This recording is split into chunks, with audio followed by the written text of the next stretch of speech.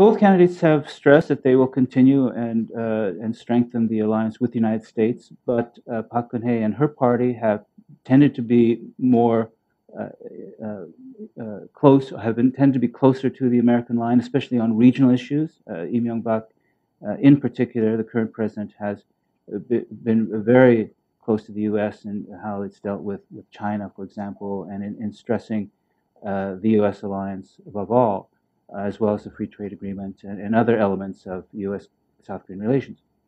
Moon Jae-in has tended to try to downplay, for obvious reasons, the friction that Roh Moo-hyun had with the United States, and has also talked about a close alliance. But like Roh Moo-hyun, he has talked about South Korea being a balancer between China and the United States, and will probably pursue a path that is more balanced in in South Korea's regional relations. With Japan, again, the Saenuri당 has been generally close to Japan, or has emphasized good relations with Japan, even though Lee Myung-bak did go to Tokdo. So anti-Japanese sentiment can always play well in South Korea. So it's hard to say whether Park Geun-hye will also emphasize good relations with Japan the way Lee Myung-bak has done.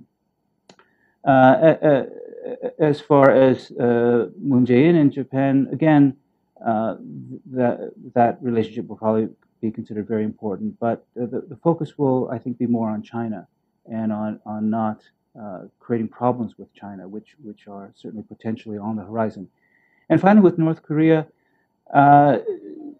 Park Geun-hye has talked about something she calls trust politic as her core North Korea theme, which has been a little vague, but seems to suggest a gradual and reciprocal engagement, whereas Moon Jae-in and the Democratic Party has emphasized a much more proactive engagement.